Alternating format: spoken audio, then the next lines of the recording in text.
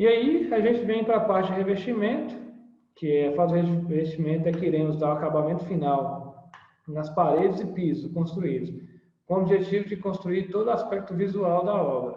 Essa aqui é a parte onde é que os donos da obra começam a querer vir, né? Antes nunca vai na obra, depois chega na parte de revestimento, parece que quer ir lá todo dia, aí quer dar um palpite, quer fazer o caramba, né?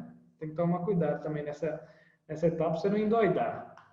O acabamento final da sua residência é um dos fatores mais importantes da construção, pois através dela é que finalizaremos toda a estética da obra.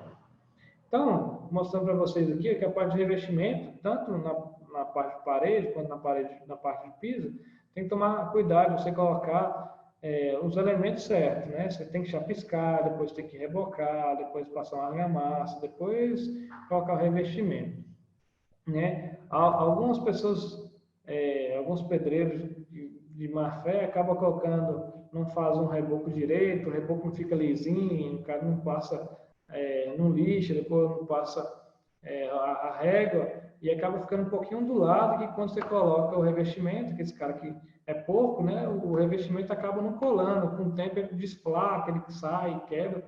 Então, toda vez que você estiver montando, se você estiver com a equipe lá, você tem que reparar, passa a mão, dá uma olhadinha, para ver se realmente o prumo dela está certo, para que não tenha problemas na parte de revestimento, né, futuramente. E aqui, eu estou mostrando aqui uma parte do piso, que a gente tem essa parte aqui cinza mais clara, é o contrapiso, e esse cinza mais escuro aqui é a regularização de piso. Eu tinha comentado com vocês, né, lá na parte da fase 1, que o contrapiso, geralmente ali 3 a 5 centímetros, que é só para cobrir a parte do aterro, né, aquela terra que fica, e depois, futuramente, quando você for colocar o piso mesmo, a gente faz essa regularização de piso para deixar o piso niveladinho, todo certinho, a superfície toda lisinha, para você conseguir assentar o piso de forma eficiente, né? A mesma coisa que eu falei lá no revestimento. E um jeito de você saber se foi assentado tudo certinho, né? É se você jogar um pouquinho de água com sabão e você pega uma régua e joga ela para deslizar. Se a régua começar a bater na cerâmica, no porcelanato, fica batendo em cada porcelanato que ela mudar, né? Pá, pá, pá, pá, porque ele está dando ressalto, né? Então, se não foi muito bem feito, a regularização de piso não foi exatamente feito certinho, e aí para você corrigir isso, é só tirando a peça e colocando de novo, né? Não tem como. Então, essa aqui é uma parte onde é que a gente diferencia bastante os bons pedreiros de acabamento dos ruins, né? Porque se deixar tudo nivelado, mesmo na alturinha e tal, realmente é um serviço que tem que ser feito devagar e com uma pessoa experiente. Então, aqui mostrando para vocês como é que é o assentamento de piso, né? Geralmente o pedreiro fica com a massa aqui do lado, vai colocando piso por piso, e ou tem essas regrinhas aqui, ou tem aquela regrinha em X, né? Ou então, muita gente que eu vejo, que é o pessoal mais moderno, coloca laser, né? Eu até esqueci o nome dessa ferramenta em laser, que dá certinho qual que é o alinhamento dos pisos, né? Isso facilita muito. Outra coisa também na questão de revestimento, você reparar se na casa, quando você estiver fazendo, né? Uma coisa que é boa você perguntar para o seu cliente, é se ele vai colocar soleiras nos ambientes. Então, assim, em cada esquadrias, você coloca uma soleira para diferenciar um ambiente do outro.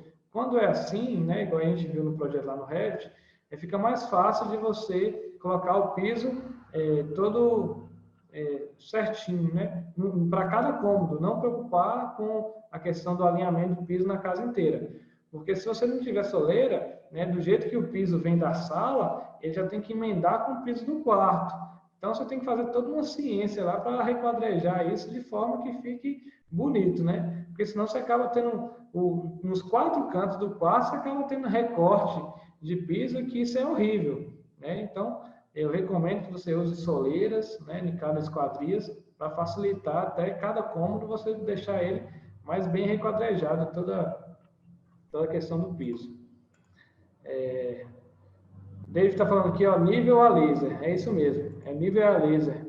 pessoal usa, eu já vi alguns usarem, eu particularmente lá na obra, na consultora aqui eu não tenho, né, eu tenho que providenciar essas tecnologias, né, achei muito interessante, e o que eu vi não é tão caro assim, acho que com R$ 300 você compra um nível desse, né, então são tipos de equipamentos que é sempre bom a gente ter para poder até auxiliar a nossa equipe em obra. A parte já de revestimento mesmo, aqui tem o Sidney, ele está até passando a régua aqui nessa parede aqui, onde é que vai revestimento, que é aqui que eu estou falando com vocês. Tem que deixar ela bem lisinha, essa régua tem que ser bem passada, para quando colocar o revestimento ficar bem colado, ficar tudo certinho, né? Outro detalhe mesmo é esse aqui, ó. Na hora que você for colocar as caixinhas, ó, algumas caixinhas tem alguns detalhes que eu fico chateado por questões de padronização. Por exemplo, essa caixinha aqui está em pé, essa está em pé e essa aqui está deitada. Então, assim, eu mesmo tenho um pouco de toque com essas coisas, sabe? Quando eu vejo esses detalhes assim, às vezes, mesmo que o cliente não vá ligar, porque aqui vai ficar debaixo de uma bancada, sei lá, mas, poxa, é chato, né? Você ficar mudando a posição, assim, ó, aqui você já vira que já está certinho, ó, em pé, em pé, em pé, né? Aqui já está em pé, deitado. Então, assim, toda vez que você for conversar com o seu pedreiro lá, ou com o eletricista, que se for colocar a caixinha, tomar esses cuidados de manter o mesmo padrão, porque isso aqui é o tipo de coisa que isso acaba desvalorizando a casa, sabe? Né? Desvalorizando o profissional, a equipe, né? Por causa de uma besteirinha dessa aqui, o cliente acaba falando mal de você depois, e às vezes nem por conta sua, né, que é engenheiro, foi o cara lá na obra que colocou. Mas você tem que estar sempre orientando, mesmo nessa parte de acabamento, para não acontecer esse tipo de coisa, né? Porque é chato. Os clientes, quando falam aqui, realmente tem a razão, né? Então tem que tomar esse tipo de cuidado. Aqui já é um banheiro bem bacana, vou mostrar para vocês a mudança de revestimento numa única parede, né, que às vezes a gente fica bitolado, né, cabeça de engenheiro, achando que se for uma cor, tem que colocar uma cor só e tal, e olha que bacana que ficou, esse amadeirado, né, dividindo a parte do box, e aqui já vindo a outra parte do banheiro. Então são soluções que são possíveis, ficam bonitos, e aqui ó, a pessoa veio, né, esse foi um pedido do cliente, veio o box amadeirado aqui, e ele continua aqui no chão, ó. Só perceber, o amadeirado continua aqui no chão, só na parte do box. Aqui, no piso normal do banheiro, é uma cerâmica comum, que é até essa mesma cerâmica aqui. Então, assim, são detalhes bacanas que dá para você fazer, né, na obra, dá para você propor para o seu cliente, de forma que fique agradável para ele sentir que você é cuidadoso, até, poxa, um detalhe do box, dentro do box e tal, que às vezes o cliente nem está esperando, e é uma forma de você ganhar aí credibilidade, né? E sempre pensando também, um detalhe que aconteceu, por exemplo, nessa obra aqui, que vocês não estão percebendo, mas como eu que executei, eu sei do que aconteceu lá. Então, olha só, eu tinha uma janela lá que ele devia ter 80 centímetros, mas essa pedra aqui, ó, esse revestimento aqui tem 90 centímetros, e eu tinha deixado o box com 80 centímetros. Então, para colocar, para não precisar ficar fazendo recorte aqui em todo esse revestimento, eu tive que encolher um pouco a janela. Então, a janela que era 90 centímetros, 80 centímetros, quer dizer, passou a ter 70 centímetros, porque eu não poderia jogar ela mais para a direita, porque eu já tinha um registro aqui, né? Então, quando você for dar essa solução para o seu cliente, também você tem que dar essa solução antes de você começar a executar, né? Porque foi aqui no caso, por exemplo, nós perdemos um pouquinho de área de janela. Então, assim, imagina se chegar o fiscal lá da prefeitura na hora de dar o habite e ele olhar lá no projeto que está 80 centímetros e ele inventar de querer medir, e ele medir 70 centímetros.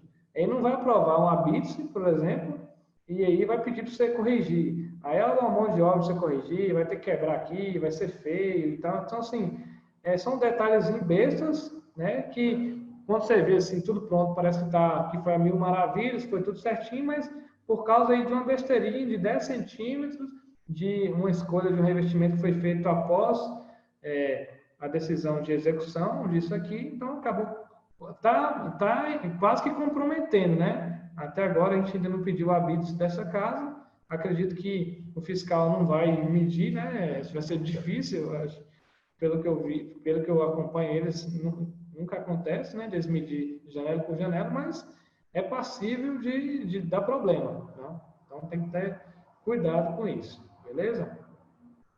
A questão de bancada também, ó, quando você tem uma bancada que ela é americana, né, cozinha americana, que você tem a cozinha já dividindo com a sala, um cuidado muito grande que você tem que ter é isso aqui, ó. Essa parte que vocês estão vendo que está sem revestimento é onde é que nós vamos colocar um roda-pia, né? Como se fosse um rodapé, só que de pia, né? E ele é feito de granito também. Mas olha só, na hora de colocar o roda-pia aqui, ó, essa parte aqui, ele vai pegar um pedacinho de uma caixinha, aqui vai pegar outra caixinha, outra caixinha. Então, assim, foi um detalhe que a gente não tinha pensado em colocar as tomadas um pouco mais altas aqui, para você colocar o rodapia certinho.